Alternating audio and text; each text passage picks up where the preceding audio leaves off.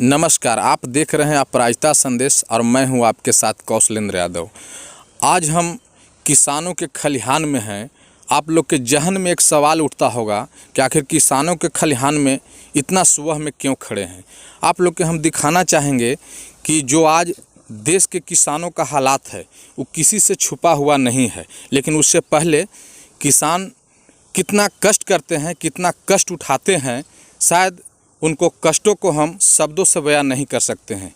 जो किसान को अन्नदाता कहा जाता है, जो किसान जेठ की दोपहरी हो या भादों की अंधेरी रात हो, अपना बिना जान के परवाह किए अपने पेट के साथ साथ पूरे दुनिया को पेट भरता है, उसका क्या हालात है उस पर थोड़ा सा हम चर्चा करना चाहेंगे आप लोग से। उससे पहले हम ये खलिहान में धान का बोझा दिखाना चाहेंगे कि आप खलिहान में धान का बोझा देख सकते हैं।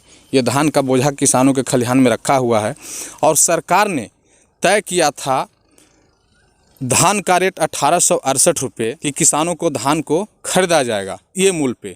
लेकिन होता क्या है, जब किसान बेचारा का पैसा की आवश्यकता पड़ता है नवंबर और दिसंबर के महीने में, तो वो मजबूरी में औने पौने के दाम में बेचने पर विवश और मजबूर होता है।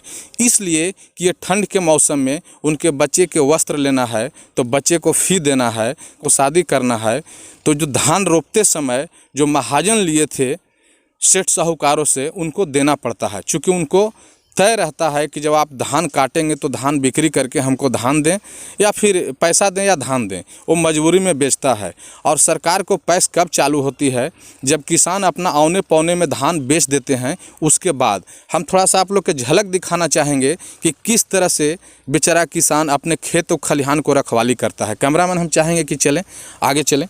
देखिए, आप सामने तस्वीरों में देख सकते हैं कि यहाँ पे किसान अपने खेत को रखवाली किस तरह से करते हैं और खलिहान को रखवाली किस तरह से करते हैं। देखिए, ये हम लोग के भाषा में मड़ई बोला जाता है। जो आप देख सकते हैं कि ये मड़ई लगाकर और किसान रात्रि में यहाँ पे सोते हैं, ये कड़ाके की ठंड की मौसम में। और हमारे लेफ़्ट साइड में आप देख सकते हैं, कैमरामैन हम चाहें कि और नज़दीक आएँ, ये गड्ढा है, यहाँ पे पानी भी लगा हुआ है। उसके बावजूद भी ये ठंड के मौसम में बेचारा किसान अपने खेत को रखवाली करने के लिए रात्रि में इस मड़ई में सोता है, जो आप देख सकते हैं तस्वीरों में।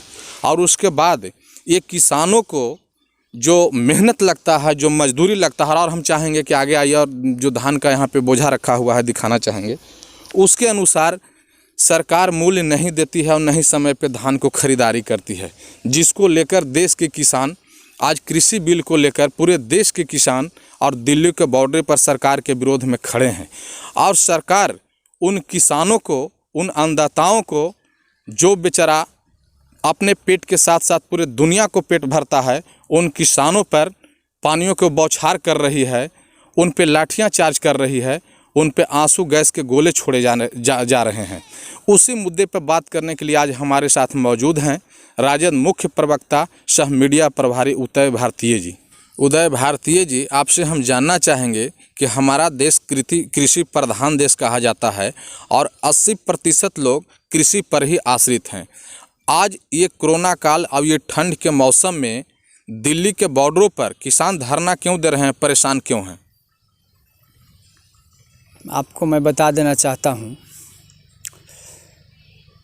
कि लाल बहादुर शास्त्री का देश है, किसानों का देश है, मज़दूरों का देश है, गरीबों का देश है और बेबसों का देश है।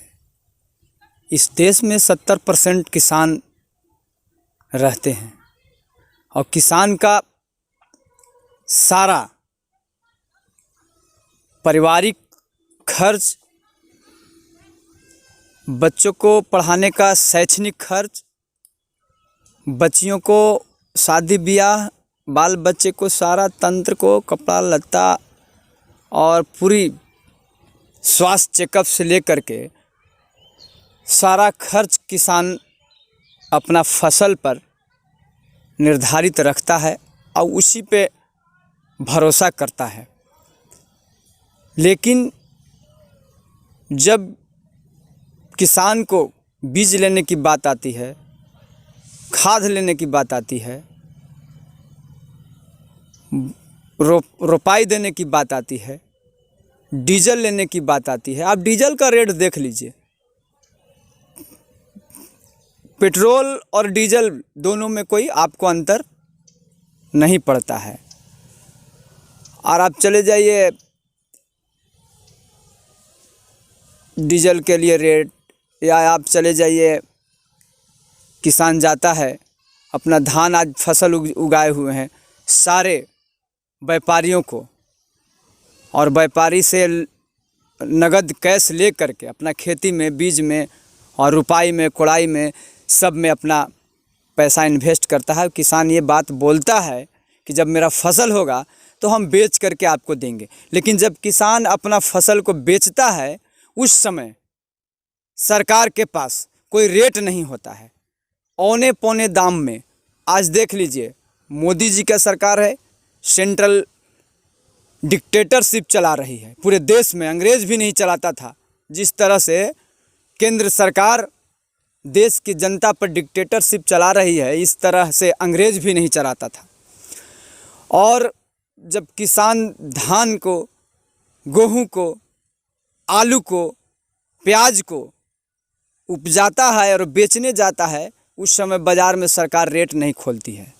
और जब औने पौने दाम में बिचौलिया ले लेता है, किसान को लाचारी होता है, क्योंकि व्यापारी तगादा करता है कि पैसा जो दिए हैं वो दे दीजिए, बहुत लंबा समय हो गया, तो किसान लाचार होकर के, चूँकि शादी ब्याह का मामला होता है, बाल बच्चा ट्यूशन है, कोचिंग है, बच्ची के शादी करना है, दहेज देना है, तो लाचार होता है, उसी आधार पर लेता है, उसी समय पर लेता है, निर्धारित समय पर देने का वादा करता है कि हम दे देंगे, और उस समय रेट नहीं खुलता है।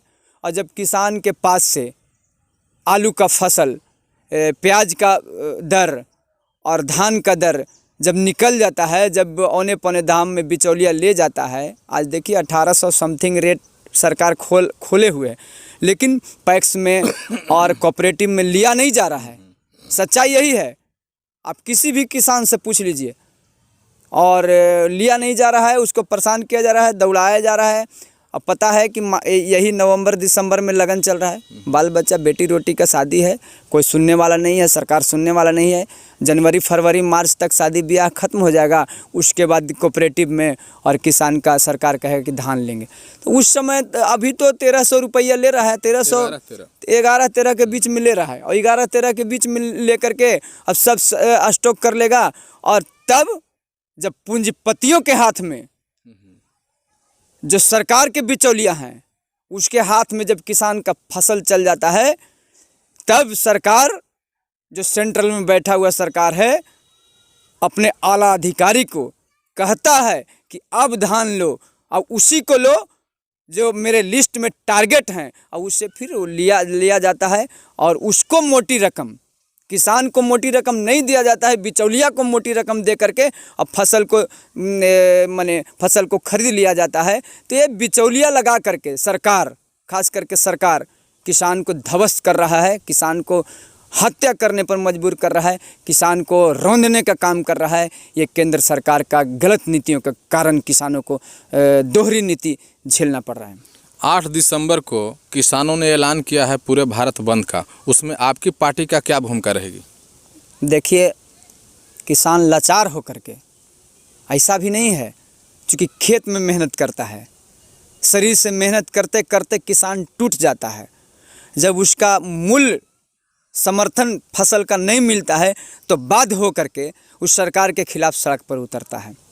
और जब सड़क पर उतरा हुआ है, तो पानी का बौछार, तो लाठी का बौछार, नहीं समझे, ठंड का बौछार, ये सारे चीज़ को देखते हुए फिर भी जितना ताकत और उत्साहित हो करके किसान अपने मुद्दे पर, किसान अपने हक पर आज पूरे देश में आंदोलन पर उतरा हुआ है, और पूरे दिल्ली को, पूरे सरकार को घेरने का काम कर रहा है।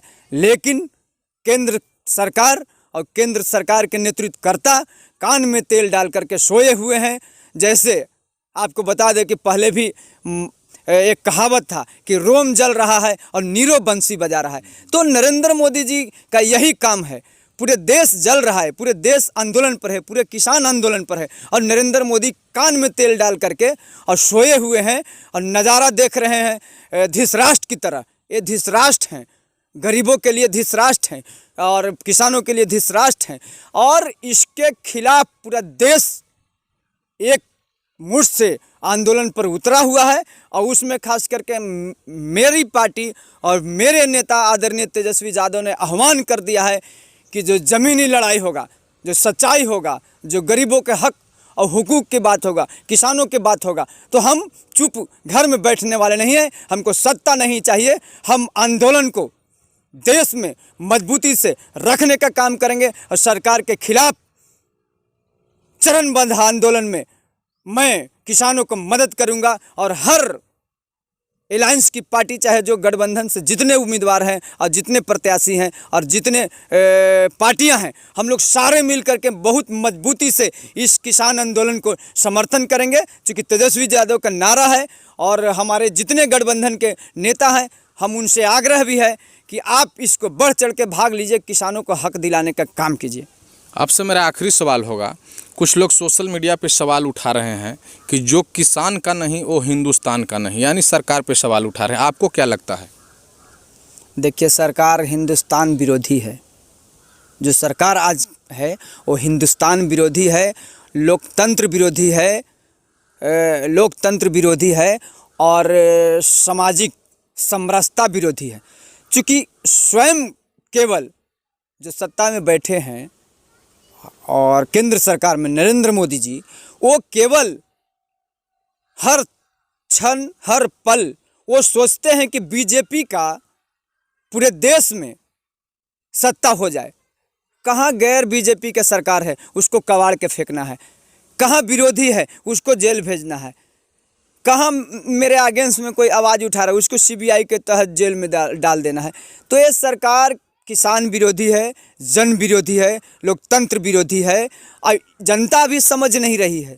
जनता सोच रही है कि कहीं ना कहीं कुछ लाभ मिल, लेकिन लाभ मिलने वाला नहीं। धीरे धीरे नरेंद्र मोदी सबको साइड कर रहे हैं। एक कॉर्पोरेट घराना से नेतृत्व करता है और उसी के आरएसएस को आप देखते हैं ना, हमेशा बात होता है, देश की बात होता है, देश की अखंडता, देश की एकता, देश की अखंडता। अरे क्या अखंडता और एकता? देश में कहीं कोई किंतु परंतु है? जो नागपुर प्रोजेक्ट है वो कभी चर्चा किया कि नागपुर में तिरंगा क्यों नहीं फहराया जाता है? कभी विधेयक लाए कि नहीं? सामाजिक संगठन, जो सामाजिक संगठन है, गैर राजनीतिक संगठन, सामाजिक संगठन वही चला सकता है जिसके कार्यालय पर तिरंगा झंडा होना चाहिए। कहाँ ऐसा विधेयक ला? 8 दिसंबर को किसानों का आंदोलन है, उसमें भी इनकी पार्टी चढ़ बढ़कर हिस्सा लेगी और इनका नेता प्रतिपक्ष ने ऐलान भी किया है। अब इस पे सरकार किसानों को बात सुनती है या नहीं सुनती है, कृषि कानून को वापस लेती है या नहीं लेती है, ये देखना बड़ा दिलचस्प होगा। बने रहिए अपराजिता संदेश के साथ। धन्यवाद।